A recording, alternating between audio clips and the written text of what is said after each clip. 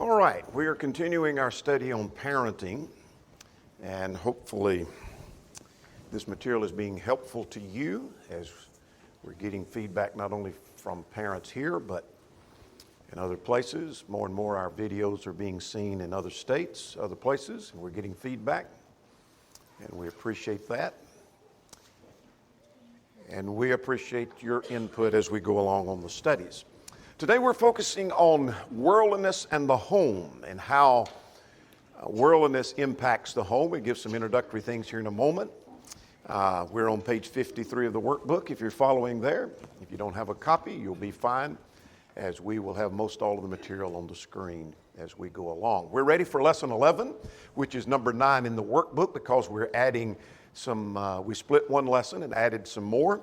This is actually lesson 9 in the workbook, though lesson 11 in the series. All right, we give a parenting rule each time, and some of these are quite simplistic, some of them are a little more involved. I think you'll agree with this principle, but I put this one here because of the placement of the material that we're covering in our study today. So here's rule number 16. Be careful who you allow your children to associate with. We'll read that again, then we're going to get the rest of that. Be careful who you allow your children to associate with. Be very watchful.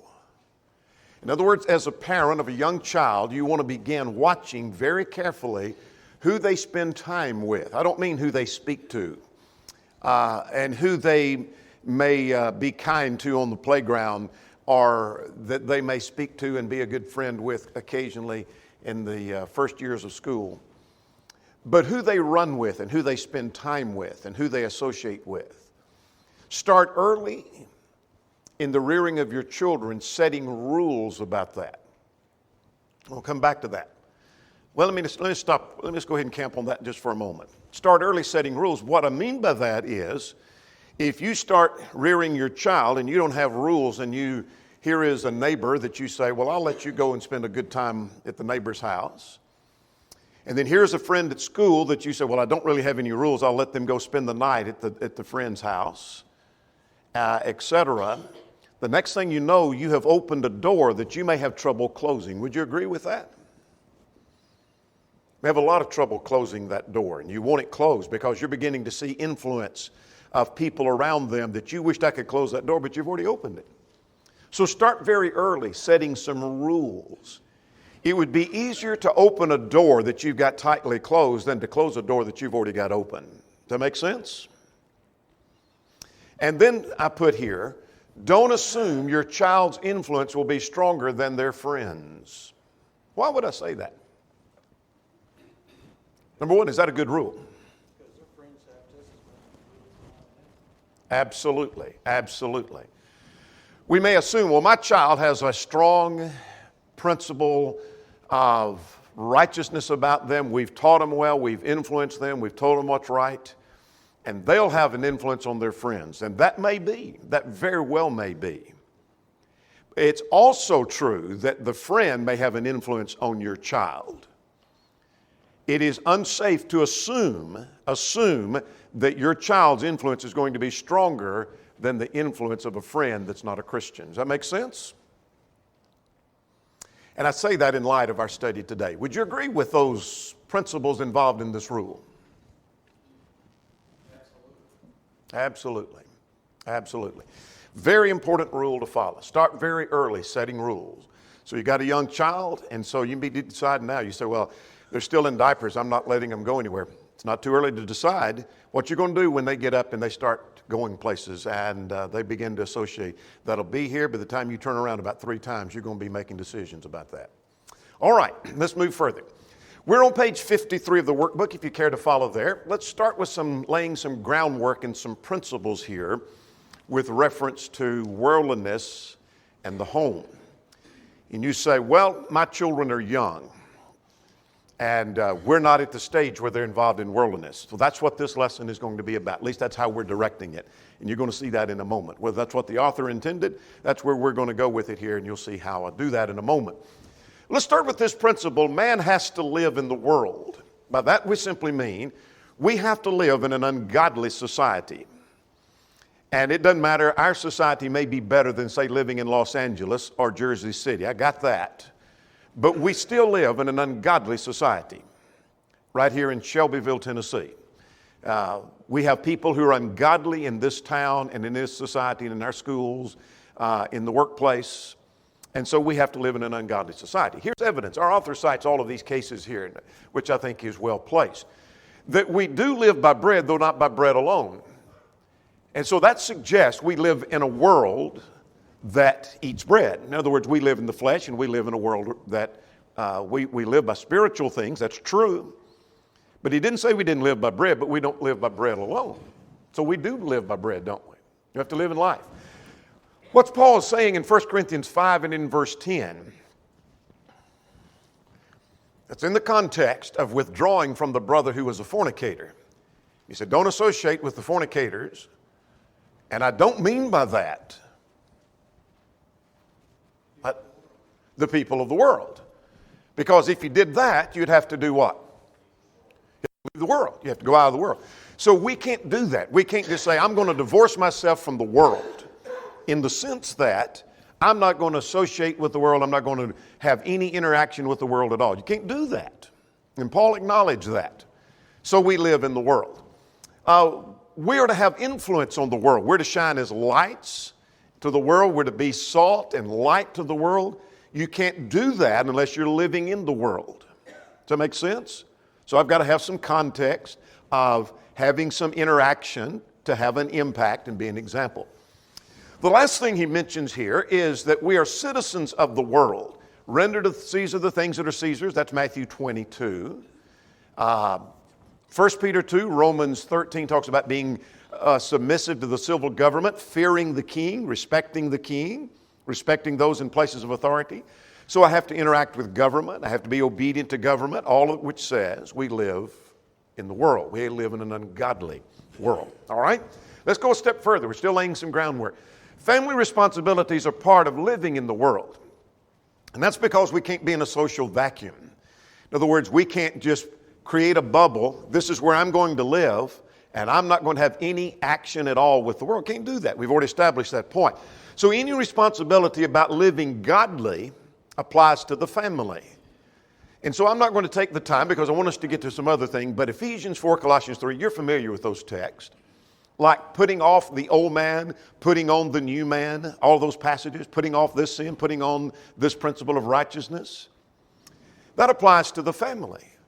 That in your family, you need to put off sin, you need to put on righteousness. Does that make sense? So it's not we as a church. Now, as a whole, we're going to put off righteousness, but in your family, you can do whatever you want. It doesn't work that way. And so we've got to have godly families in the midst of an ungodly society. That's all we're trying to establish here. Let's define worldliness. Now, this is not in our workbook per se. He does deal with this as we go along. So here's some additional information. When we talk about worldliness in the home, let's define worldliness. You may say, well, worldliness is not affecting my home because we don't allow things like drinking and cursing and fornication and dancing and adultery. And so we put a stop to all of that. And we tell our children that's wrong. And that is worldliness. And so if you're raised in a home, or your children are being raised in a home where there's cursing, they're going to the dance, they dress immodestly, there's premarital, extramarital relationships, there's worldliness in the home. But there's more to worldliness than that. It also involves a greater emphasis on the temporal more so than the spiritual. That's a worldly home. I want you to get that concept. Let's look at two passages here. 2 Timothy 4:10 talks about Demas. Paul said, Demas hath forsaken me. And then he adds this phrase, having loved this present world. What is it that he did? I don't know. But I do want to suggest there's no evidence that his actions were wrong within themselves. They may have been, but there's no evidence that you can cite of that. In other words, you say, well, I think what that means is that he committed fornication. Maybe, but I can't prove that and you can't either. You say, well, I think it means he lied. No, I don't know. Maybe so, but the text doesn't say that. It just says he loved the present world. Does that make sense? He had a love for the present life that was seemingly misplaced. His priorities were wrong. His focus was on the temporal over the spiritual. That much we do know. We can't prove anything beyond that. Does that make sense to you? Now that serves as a warning to me that maybe my love and my attachment to the present world could simply be my form of worldliness. What I call respectable worldliness. More about that in a moment. Here's another passage along the same line. In other words, worldliness has to do with this idea of a life devoted to the temporal and not the spiritual. It's a secular life. Luke 8:14 talks about, this is in the parable of the sower, some seed fell among the thorns, and that represented those who are choked with the cares and the riches and the pleasures of life. Can you honestly say the cares and the riches and the pleasures of life are wrong within themselves? No, you can't. Because there are cares concerning like maybe a place to live, clothes to wear, how are you going to be transported? Are you going to buy a car? That's a care of life, isn't it? What about pleasures of life? What about entertainment? Anything wrong with entertainment? Family vacation? Family fun? No, nothing wrong with that. But here is the things that are the riches and the pleasures and the cares of life that crowd out and choke the word. That's what we're referring to as respectable worldliness. Make sense? And so that could be a threat to our home. So that would include materialism, misplaced priorities. And so we're going to describe more of that as we go along here in just a moment. Here's the point. You're sitting here maybe thinking, well, I read through the lesson and none of my children are old enough to even be involved in things like premarital things or going to the dance or going to the prom or da-da-da-da-da. And so this really doesn't apply to me right now. Here's the point.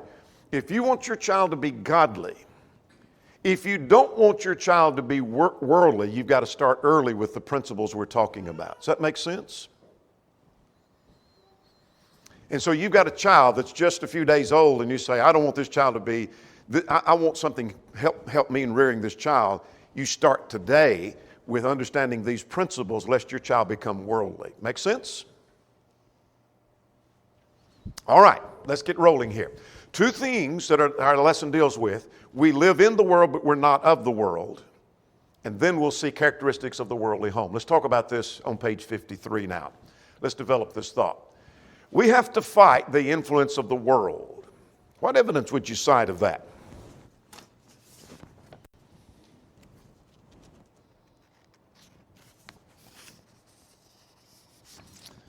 Our author cites 1 John chapter 2. What do we learn from 1 John 2?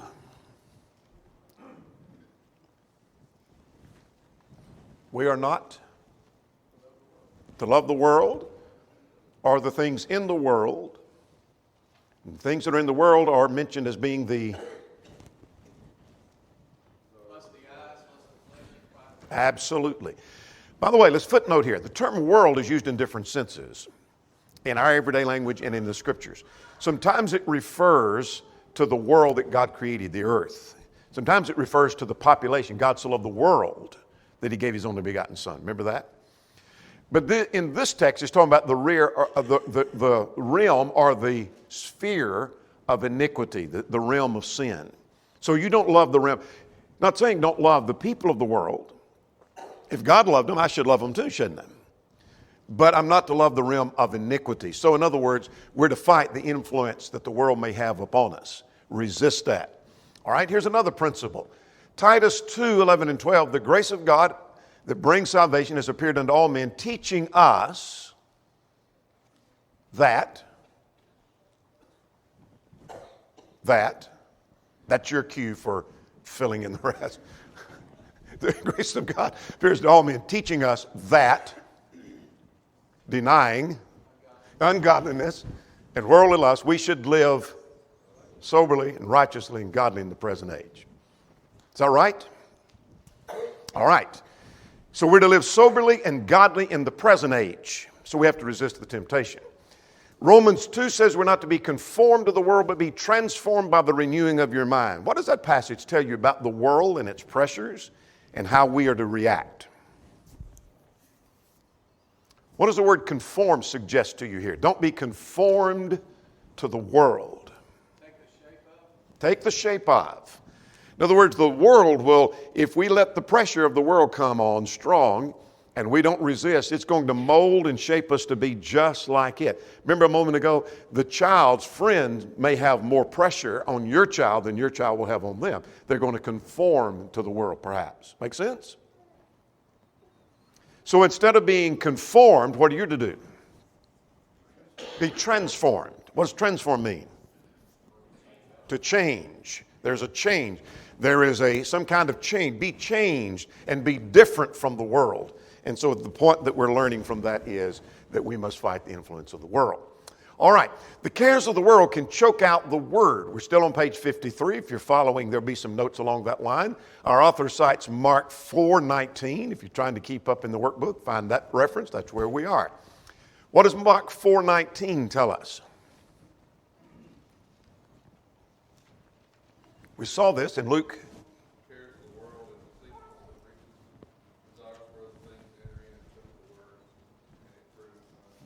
All right, parable of the sower again. This is Mark's account. We looked at Luke a moment ago. It's where the cares of the world and the riches and the pleasures of life choke out the word so that it crowds out and chokes out the word. Here's our author makes an excellent point here. It's possible that a family could seem to be godly, and yet at the same time, they could be very much carnally minded. Would you agree with that? Maybe someone we worship with, and you look around, they seem like a godly family. Things are going well. They go to church all the time.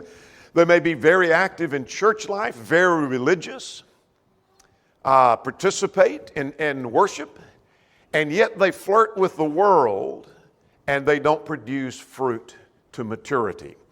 Now, Luke 8:14 is the parallel account to Mark 4. And look at Luke 8 in verse 14. What happens when it's choked out? This is where our author makes a point here.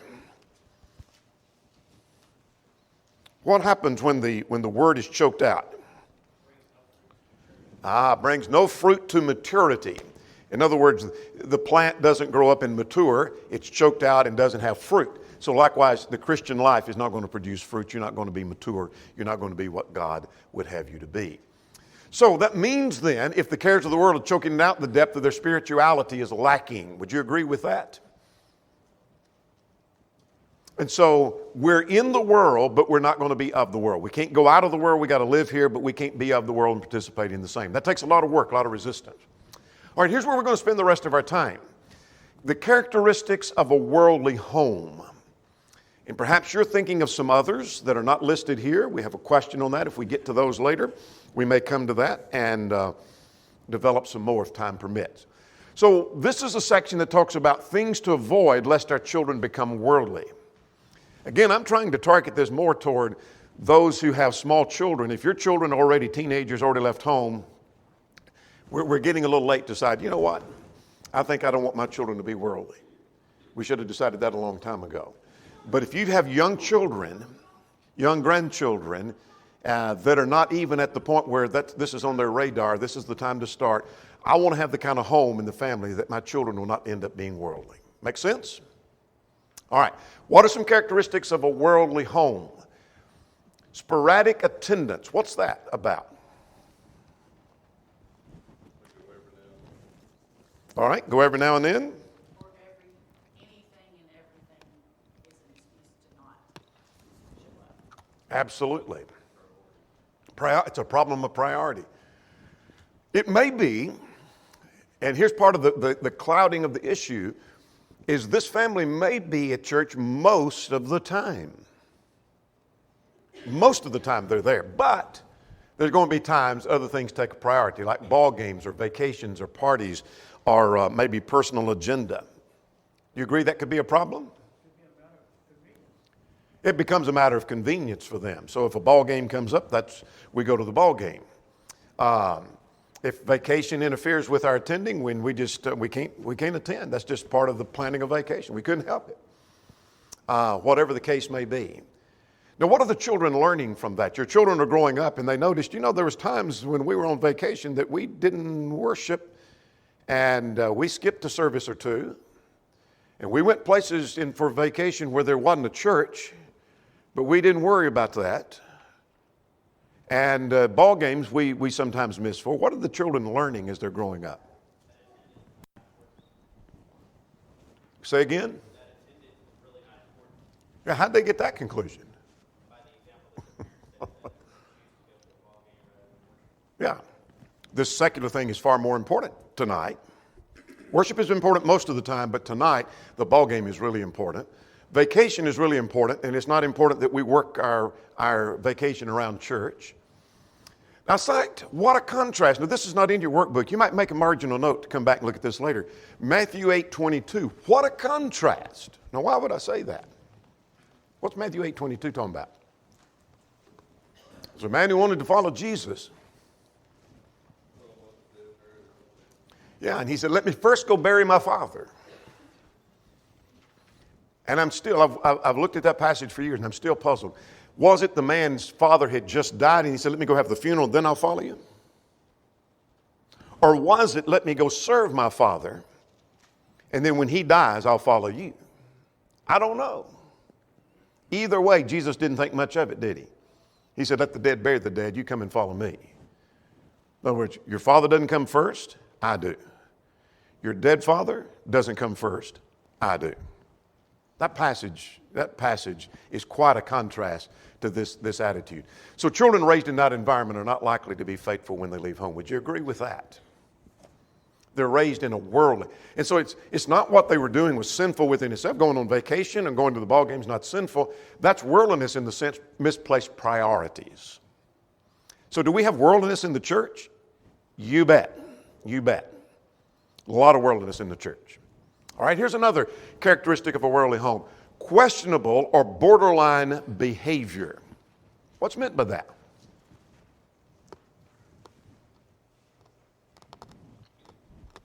Yes, ma'am. All right, good point. I want to come back to that. Sometimes what we might label as questionable or borderline is just pure ungodliness and is sin within itself. Sometimes it is. Like we may be involved in immodest dress or movies that are indecent or music, etc. In other words, we may allow our children to go see filthy movies. We may let them wear clothing that is just totally irreverent. But here's the point. Say again what you just said. Close to the fire can I get without being burned? Yeah. Some parents tolerate getting as close to crossing the line as possible. Would you agree that happens?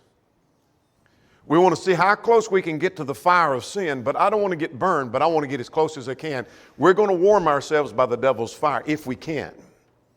And so instead of running away from it, fleeing youthful lust, running from it, flee fornication means you run as far away. Don't see how close you can get without committing it. You run as far away from it as you can. Those passages, remember those? 1 Corinthians 6. Yeah, good point. And so here's part of the problem with the characteristics of a worldly home is let's see how close we can get, and we're going to be right there at the borderline. And let's just take modesty, for example. There may not be outright the most obvious immodesty. They don't go to the beach and wear bikinis. But they may wear their outfits just right there at the borderline where it's very questionable and the child is learning something from that. What are they learning? No big deal. What if I go across the line? That's not a big deal. Not a big deal. Not a big deal at all. And so often those parents belittle and mock those who are trying to toe the line. Here's another principle of a worldly home, and that is liberal trends are defended. What's that about? Page 54. First column, down toward the bottom. Trends are about popularity. Like you want to be like everyone else, and you want your child to be like everyone else. You don't want your child to be even though that's exactly what your child should be. And these things come around. It's kind of like what you said. They're maybe not even sinful in themselves, but they're poor choices, poor ideas, and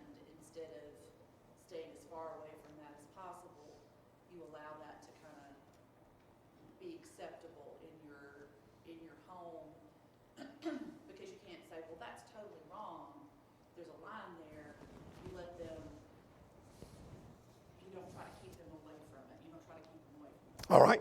Good point. Good point. Our author names a few that the worldly family is going to take a more liberal view on a number of things. Now, this material was written in 2003. This workbook was produced in 2003. And I don't know what the publication date on it is, but I know it was written because I wrote one of the articles, so I know when we wrote it. And so some of this is dated a little bit. And so I'm going to put the whole list up first of all to see the idea. They may take a more liberal view on social drinking, immodest dress, dancing, divorce and remarriage. And so around 2003, there was questions among brethren on theistic evolution, the days of Genesis 1 being longer than 24 hours. There were some writing and denying the serpent was real in Genesis 3. There were some, we're talking about brethren, who were defending that the flood was some kind of localized phenomenon, was not a worldwide flood. All that came out of some theistic evolution kind of concept. Denial of Genesis 1 to 12 being true history. And what I'm suggesting to you here, and what our author is suggesting, is a worldly family is going to take a more liberal view on those things. Now, here's what's interesting about that.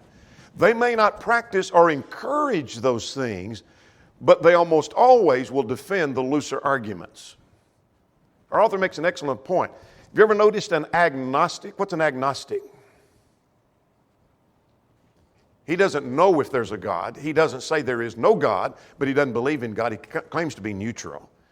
But an agnostic almost always will defend the arguments against God. You never hear an agnostic saying, I'm not sure about a God, and then he makes the arguments for God.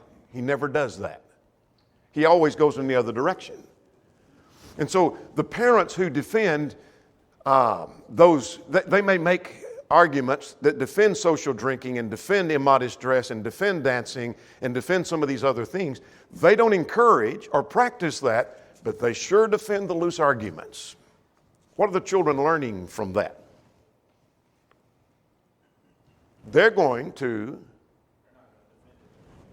and practice it. Bingo. Exactly. Exactly. That's what's going to go on. All right, here's another thing, characteristic of a worldly home. Absence of Bible studies, home Bible studies. Let's start with this principle. Deuteronomy 6, this was in Moses' second sermon, and he made the point, this is a very familiar, probably the most familiar section of Deuteronomy for us, that these years, so you teach diligently to your children. Remember that? And you should talk with them when you walk by the way and when you lie down, when you rise up. What I'm learning from that is there must be teaching at home. Moses did some preaching. In fact, he's preaching right now in Deuteronomy in a public setting. And he does that for 30 days. But he tells them, you've got to teach your children privately and at home. Does that make sense? So what do you learn from that? If we stopped right there, there's a valuable lesson in training and rearing your children. What did you just learn? But Stephen, we got preaching in the pulpit. We got teaching in the Bible classes, though. We have studies in people's homes. Several people have had studies in their homes this week. Not enough. Why? Why do you say that? You'll lose them. Exactly. You are the strongest influence on your child. Period.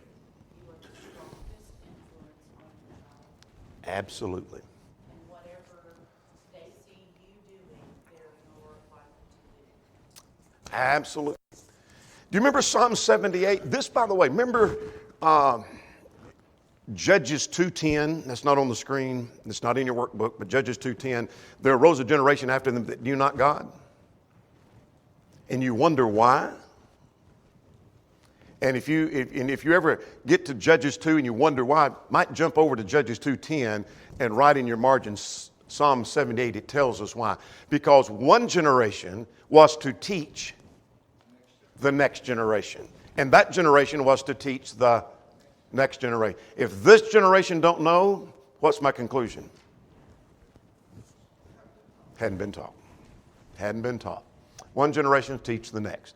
Timothy knew the scriptures because he was taught at home. So when parents are more concerned about getting your schoolwork and are more concerned about making good grades than learning the Bible, Don't be surprised when they're not faithful when they get older. Does that make sense?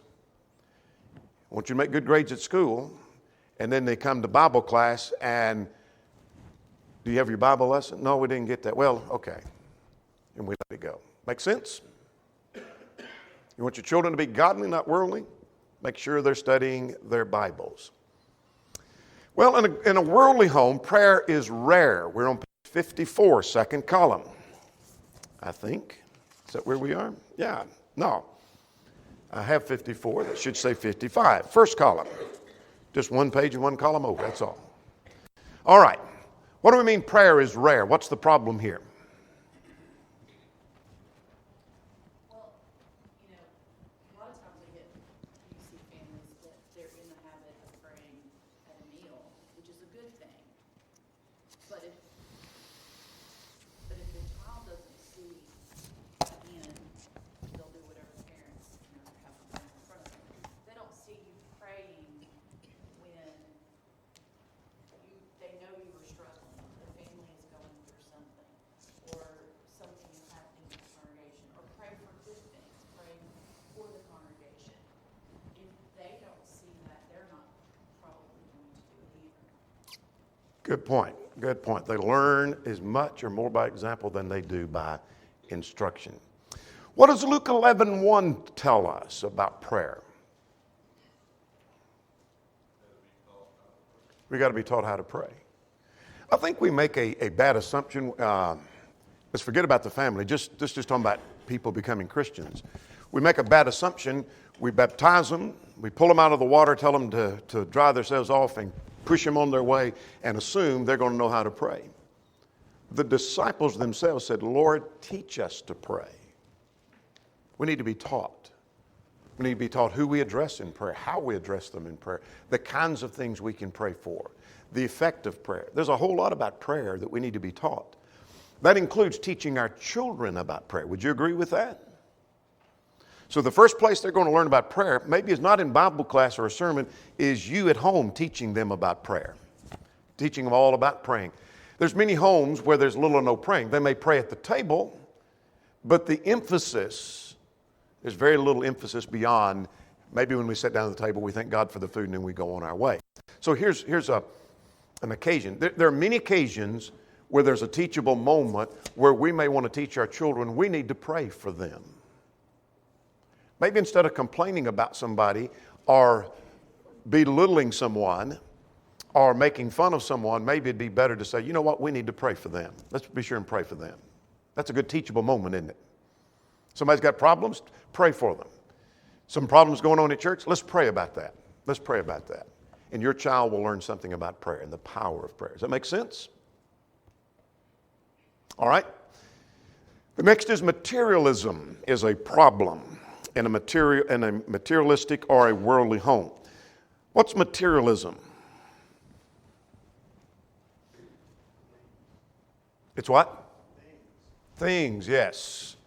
Stuff and things. I borrowed a phrase from a fellow I knew in Alabama several years ago when I asked him what happened to his son. He said, stuff and things. That was his answer.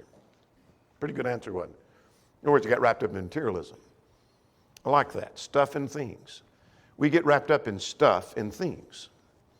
It's giving emphasis to the material world over the spiritual. Now, we have to have material. We have to have food. We have to have clothing and shelter, etc. Now, a child that's raised with emphasis on money and things it buys is being taught a materialistic kind of society. So let's go to Luke 12. That's going to help us a little bit. What do we learn from Luke 12?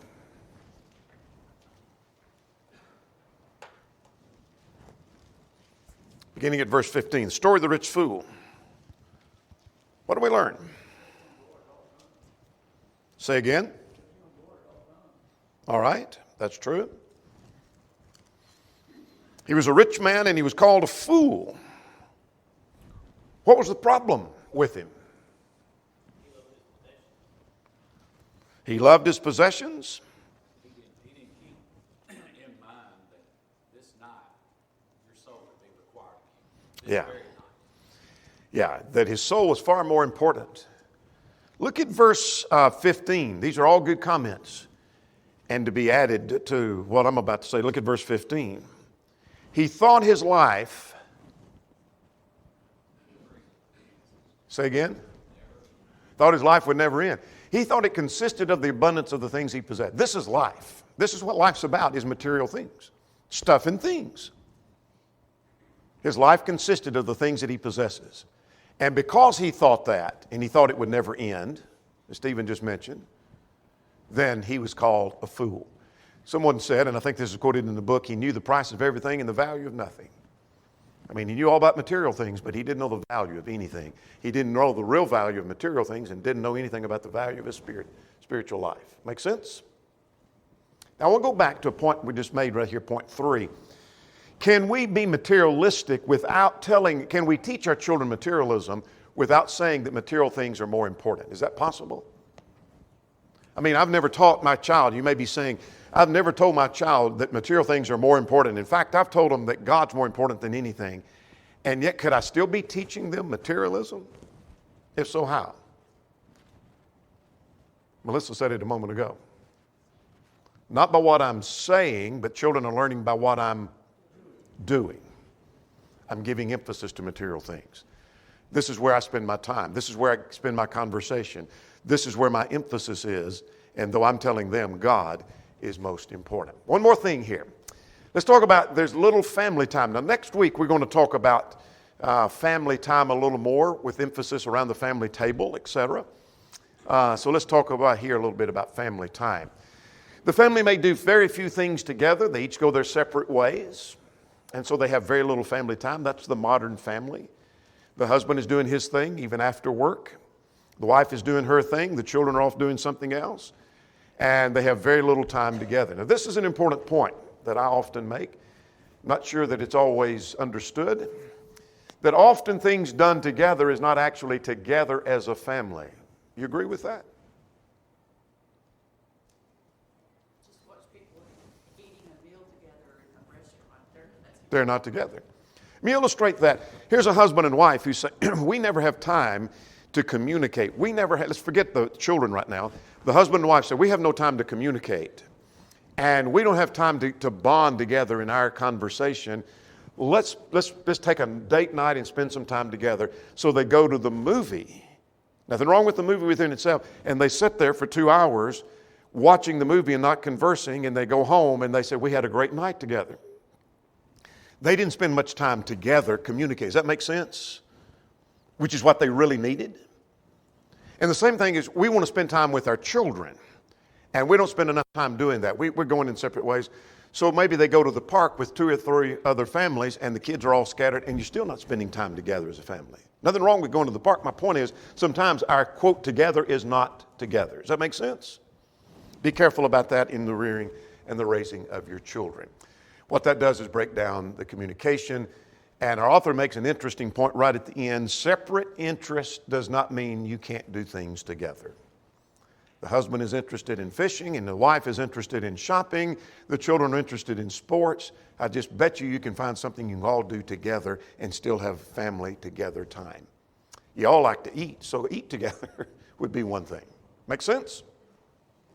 Our time is gone. We're going to quit there. Look at the questions. You may find those helpful as you look at those.